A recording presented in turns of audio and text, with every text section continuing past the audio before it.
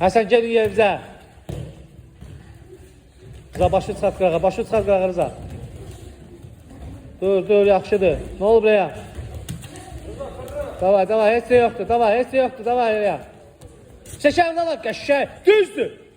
Axa kimi getdi, hər ay. Eşad, ayağına girmişsən, ne çıxırsan yarımçı.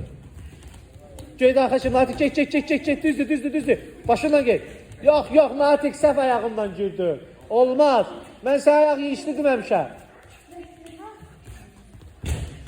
Sürüş dala. Eşad, axa kimi, girmişsən axa kimi gel. Yox, o vəziyyətdə niyə qalırsan axı? Yaxşı, va belə, düzdür. Girdin axa kimi. Dur bir də. Yavaş, bırak. Ne oldu ya?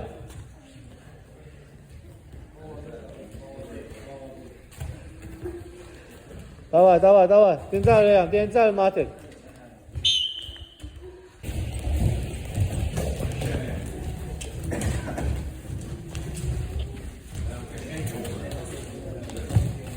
Ray, dartıştır, Ray.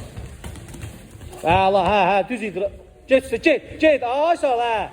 Çıx oradan Eşad, çıx, yatma, yatsıdır Ray, sən də yatsıdır. Dur, əla, Eşad, girirsən ürəklə gir, axıra kimi. Bir də dartıştır, gir.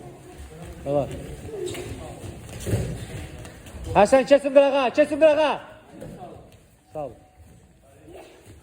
Düzdür Eşad, dartıştır. Ray, qoyma, imkan vermə, sən də tut dart onu. Boş durma. Ayağımı gözlə Ray.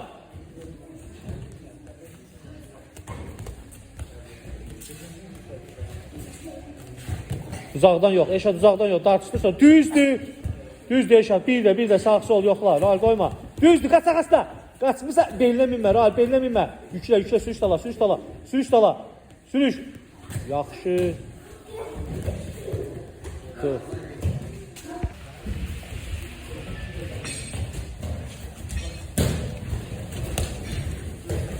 Həsən, dur yervə Rıza. Görsən ya, düşürəmin vəziyyət, düzdür, yüklə. Ayağını çıxart, yüklə. Yox, mindi belvər, gördün? Yavaş, ehtiyatlı oraya. Sürüş dala, çək ayağı dala. Get üstünə, get axa kimi. Ha, belə, dur. Yaxşı Hüseyin, davay, çıx oradan, Natik çıx. Mehdi keç qırağa. Dur, bırak, stop Hüseyin, bırak. Yaxşıdır, bırak onu. Əzəs boynudur. Davay. Sürüş dala, çək ayağı, qaç.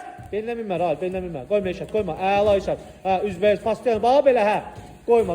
Naxadı qalxma, əllərin yerdə olsun. Dur ayağa bir də.